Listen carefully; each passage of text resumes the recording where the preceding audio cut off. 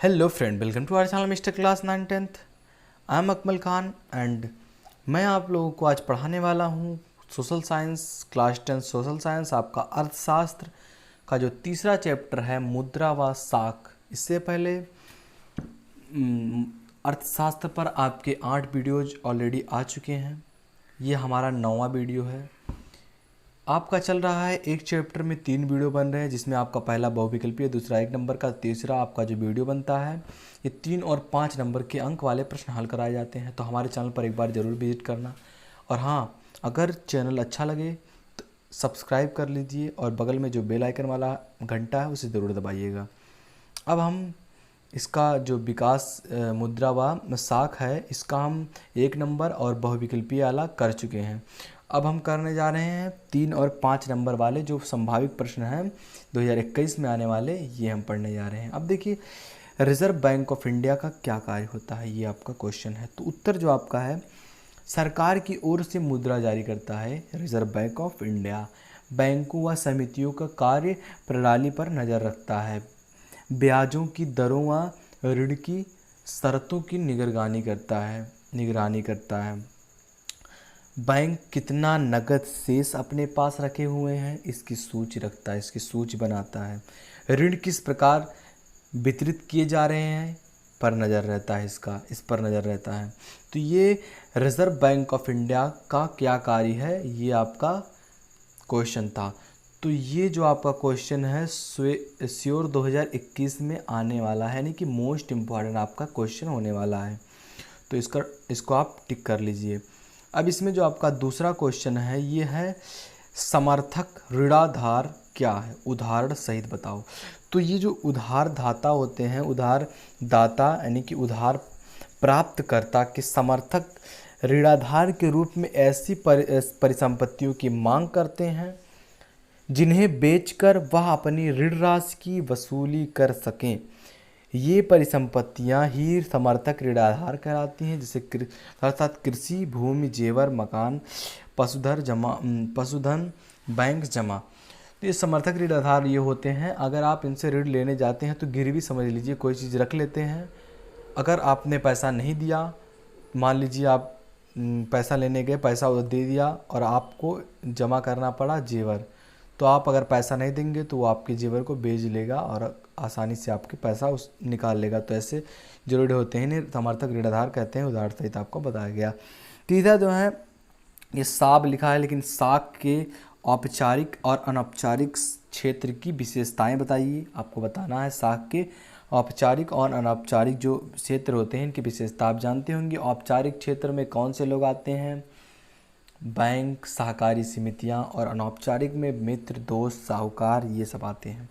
तो जो साख के औपचारिक क्षेत्र हैं ये है बैंक, सहमति, सहकारी समितियां, पूर्व निश्चित ब्याज दर, उधार लेने का शोषण नहीं, ऋण वापस के लिए अनावश्यक दबाव नहीं, ये आपके साख में विशेषताएं होती हैं। साख अनौपचारिक और औपचारिक क्षेत्र में, ये आपका औपचारिक में क्षेत्र में था। अब अनौपचारिक क्षेत्र में देख लेते हैं।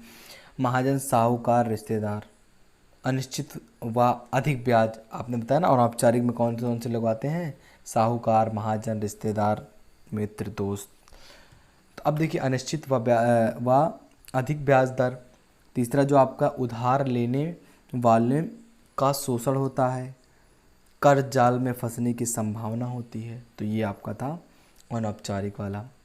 अब देखिए क्या कारण है कि कुछ व्यक्तियों या समूहों को बैंक कर्ज देने के लिए तैयार नहीं होते हैं। क्या कारण होता है कि कुछ व्यक्तियों को बैंक से ऋण नहीं मिलता है, उधार नहीं मिलता है। तो अब देखिए उत्तर जो आपका है क्या है, ग्रामीण क्षेत्रों के बैंकों की अनुपस्थिति, समर्थक ऋणदार ना होना, यानी कि समर्थक के पास गिरवी रखने के लिए पैसा नहीं होता है, जरूरी कागजात नहीं होता है, ऋण की शर्तें पूरी नहीं कर पाते हैं। तो ये जो कारण है, इनकी वजह से बैंक कुछ व्यक्तियों को ऋण नहीं देता है, उधार नहीं देता है। पांचवा जो आपका है, वस्तु विनिमय प्रणाली की 3 विशेषताएं, आपको सीमाएं बतानी हैं, 3 सीमाएं बतानी है। तो उत्तर जो आपका है, वस्तु विनिमय के लिए दोहरे संयोग की शर्त का पूरा होना आवश्यक, धन या मूल्य के संचयन में कठिनाई, अविभाज्य वस्तुओं का विनिमय कठिन होता है, वस्तुओं को भविष्य में प्रयोग करने के लिए संग्रहित करना, लंबे समय तक रखना कठिन है। सेवाओं संग्रहित मतलब क्या होता है, लंबे समय तक टिकना टिकाना।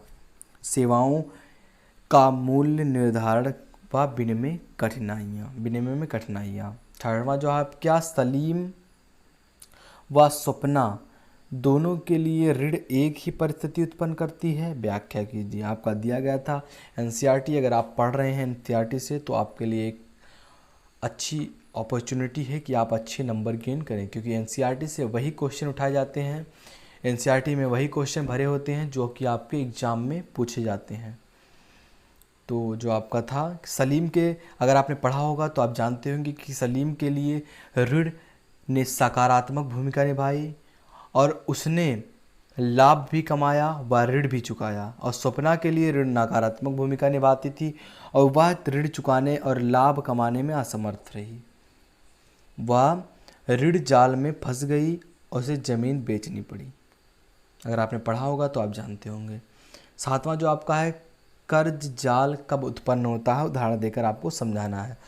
तो जब कर्जदार लिखा है, कर्जदार कर दिया, गलत कर दिया। अब देखिए, जब कर्जदार अपना पिछला ऋण चुकाने में असमर्थ होता है, पुराने कर्ज को चुकाने के लिए नया कर्ज लेता है, उसे ऋण अदायगी के लिए अपनी परिसंपत्तियां बेचनी पड़ती हैं। तो तभी आपको ऋण मिलेगा जब आप कोई चीज़ गिरवी रखेंगे। नहीं, आज ले लिया कोई बात नहीं, अगर आप दोबारा ले जाएं साहूकार मित्र दोस्त तो आपको कोई चीज़ ना कोई गिरवी रखनी पड़ती है। अब देखिए जो इसमें आपका चौथा है कि उसकी आर्थिक स्थिति बद से बदतर हो जाती है। जो कर्जदार होते हैं अगर ये कर्ज के जाल में फंस जाते हैं तो उनकी ये सारी कठिनाइयाँ होती हैं। आठवां जो आपका क्वेश्चन है, ऋण की शर्तें किसे कहा जाता है या किस प्रकार भिन्न हो सकती है। उत्तर जो आपका है, ब्याज दर, समर्थक ऋणाधार, आवश्यक कागजात और भुगतान के तरीके को सम्मिलित रूप से ऋण कहा जाता है, ऋण की शर्तें कहा जाता है। ऋण की शर्तें विभिन्न व्यक्तियों या समूहों के लिए अलग अलग हो सकता है। नौवां जो आपका क्वेश्चन है, गरीबों के लिए स्वयं सहायता समूह संगठन के पीछे मूल विचार क्या है। तो आपका जो आंसर है, गरीबों को संगठित रूप से कार्य करने के लिए प्रेरित करना।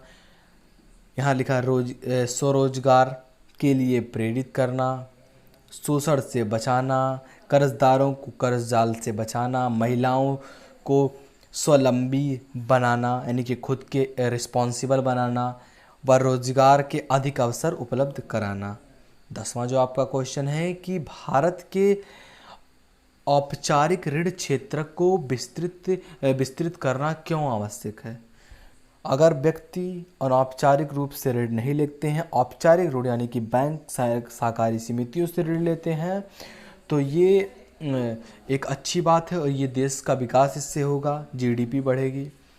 तो ये जो आपका आंसर है, अनौपचारिक स्रोतों से ऋण की प्राप्ति आसान होती है परंतु शोषण अधिक होता है। यानी कि आप अनौपचारिक ऋण तुरंत ले लेते हैं, आसानी से ले लेते हैं, लेकिन आपका जो शोषण होता है, आपकी जो लॉस होती है, आपकी हानि होती है, आपको कितना ब्याज देना पड़ता है, ये इसमें अधिक होता है। अब देखिए जो आपका दूसरा है, ब्याज की दरें अनिश्चित व उच्च होती हैं। मैंने बताया ना आपको कि ब्याज की जो दरें होती हैं उच्च और अनिश्चित होती हैं, कितना भी ले ले। गरीब अशिक्षित लोग आसानी से ऋण जाल में फंस जाते हैं। जो गरीब व्यक्ति होते हैं ये बैंक की एक्टिविटी को नहीं जान पाते हैं, बैंक की क्रियाओं को नहीं जान पाते हैं, समझते हैं वहाँ झंझट है, यहाँ गए आसानी से ले लिया और अनौपचारिक रूप से। तो आपको चाहिए कि आप औपचारिक रूप से ऋण को लें ताकि हर क्षेत्र में विकास हो, देश आगे जाए। चौथा जो आपका है, क्या गरीब क्षेत्रों में ये तीसरा जो आपका था छूट गया था, सॉरी, कि गरीब अशिक्षित लोग आसानी से ये हो गया था। ग्रामीण क्षेत्र में साहूकार पर निर्भरता कम करने के लिए, जो साहूकार होते हैं ये बहुत ज़्यादा ऋण देते हैं, इन्हीं से इनकी कमाई होती है, तो हमें चाहिए कि औपचारिक रूप से आप ऋण लें। पांचवा जो आपका है, छोटे कर्जदार को आसानी से ऋण उपलब्ध करवाएं। जो छोटे कर्जदार होते हैं इनको आसानी से ऋण मिलेगा बैंकों पर औपचारिक रूप से, तो ये क्यों अनौपचारिक रूप से ऋण लेंगे। तो यहाँ आपका ख़त्म होता है मुद्रा व साख। अब हम अगले चैप्टर की ओर बढ़ेंगे। अगर इसमें आपको पढ़ने में मज़ा आया हो या फिर आपको कोई जानकारी मिली हो, थोड़ी सी जानकारी अगर मिली हो तो प्लीज़ चैनल को सब्सक्राइब करिए, बेल आइकन को हिट करिए। मिलते हैं आपसे अगली वीडियो में, तब तक के लिए जय हिंद जय भारत।